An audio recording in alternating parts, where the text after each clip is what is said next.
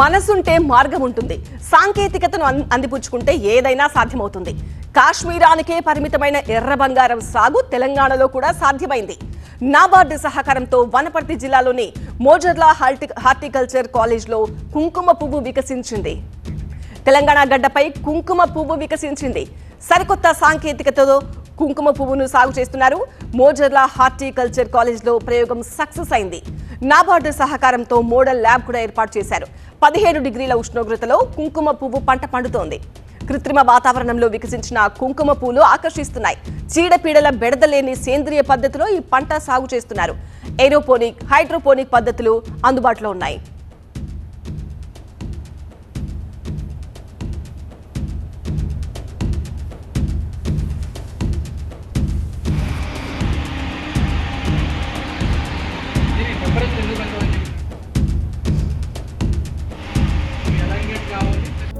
Resonance mini JEE mock test కి register చేసుకోవడానికి minijee.com ని విజిట్ చేయండి. Initiated by resonance, media partner TV9 Telugu.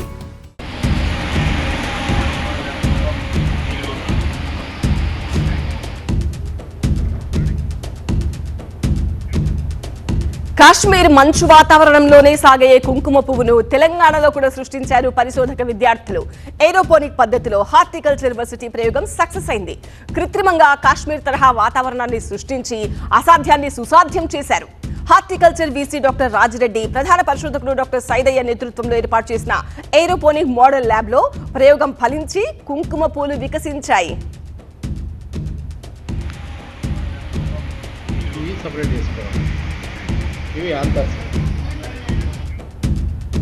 Aeroponic పద్ధతిలో కుంకుమ పువ్వు పంట పూర్తిగా సేంద్రియమే.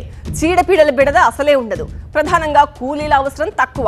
ఈ కుంకుమ సాగుపై అవగాహన కల్పిస్తే రైతులు లాభపడతారని ఈ ప్రయోగాన్ని మానిటర్ చేస్తున్న హార్టికల్చర్ విద్యార్థులు చెబుతున్నారు. పాంపూర్ నుంచి ప్రొక్యూర్ చేసుకున్నాం. 1 కేజీ వచ్చేసి మనకు 2300 వరకు పడింది. ఫస్ట్ మనకు స్పైక్స్ వస్తాయి. 1 మంత్ నుంచి మనకు స్పైక్ గ్రోత్ అనేది స్టార్ట్ అవుతుంది. ఈచ్ స్పైక్ నుంచి మనం ఒక్కొక్క ఫ్లవర్ని ఎక్స్పెక్ట్ చేయొచ్చు, కానీ ఖచ్చితంగా వస్తాయని చెప్పలేం. కానీ పెద్ద స్పైక్ నుంచి అయితే ఖచ్చితంగా ఒక 2 నుంచి 3 ఫ్లవర్స్ వస్తాయి. తర్వాత దీన్ని ఏంటంటే ఒక ఫ్లవర్ వచ్చేసి 24 అవర్స్ మాత్రమే మనకు వయబుల్గా ఉంటుంది. తర్వాత ఆ ఫ్లవర్ వేస్ట్ అయిపోతుంది. అక్కడున్న కండిషన్స్ రెప్లికేట్ చేయడానికి ఏసీలు, హ్యూమిడిఫైయర్, CO2 మీటర్స్ అంటే వెంటిలేటర్స్, మళ్ళీ లైట్స్ వాడతామండి. నార్మల్గా మనం చిల్లింగ్ టెంపరేచర్స్ అని ఉంటాయి, అంటే ఉష్ణోగ్రతని విపరీతంగా తగ్గించేస్తామండి 10 డిగ్రీ సెల్సియస్ వరకు. అప్పుడు మాత్రం మనకు ఫ్లవరింగ్ వచ్చేస్తుంది. మనకు ఫ్లవరింగ్ రావాలంటే బ్లూ లైట్ అవసరం ఉంటుందండి.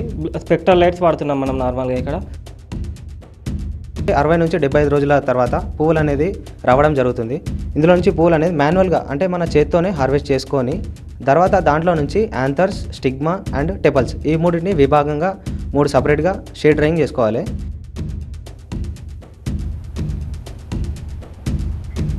అంతర్జాతీయ మార్కెట్లో కుంకుమ పువ్వుకు డిమాండ్ ఎక్కువ. ఏడాదిలో ఒక్కసారి మాత్రమే కుంకుమ పువ్వు ఉత్పత్తి అవుతుంది. కుంకుమ పువ్వు మార్కెట్లో ఇరాన్దే 90% వాటా. మన దేశంలో కాశ్మీర్ కుంకుమ పువ్వు జిఐ ట్యాగ్ పొందింది. మన కాశ్మీరీ కుంకుమ పువ్వు దశాబ్ద కాలంగా కాశ్మీరీ కుంకుమ పువ్వు దిగుబడి ఉత్పత్తి అయితే చాలా తగ్గింది.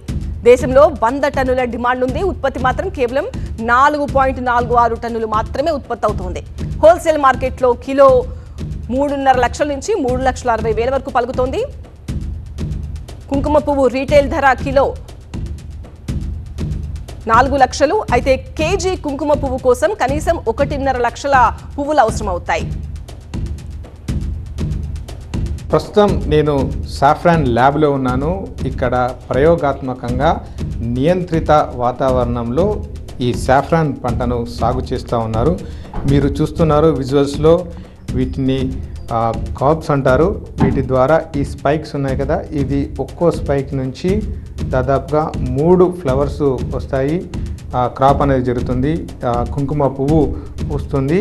ఇలా సింగిల్గా ఉంటే సింగిల్గా 3 పువ్వులు పూస్తాయి. అలాగే ఇలా ఎక్కువ స్పైక్లు ఉంటే ఒక్కో స్పైక్కి దాదాపుగా 3 పువ్వులు పూసేటువంటి అవకాశం అయితే ఉంటుంది. ఇక ఈ ల్యాబ్ విషయానికి వస్తే సాయిల్ లేకుండా ఈ పంటను సాగు చేస్తారు. పూర్తిగా ఏరోఫోనిక్ పద్ధతిలో ఈ సాగు అనేది కొనసాగుతుంది.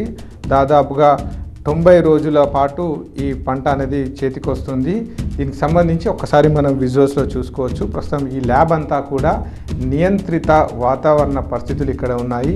ఏ రకంగా కాశ్మీర్లో ఉంటుందో టెంపరేచర్స్ కావచ్చు, అక్కడ ఉన్నటువంటి అట్మాస్ఫియర్ అదే స్థాయిలో మెయింటైన్ చేస్తూ ఉన్నారు ఈ రూమ్లో.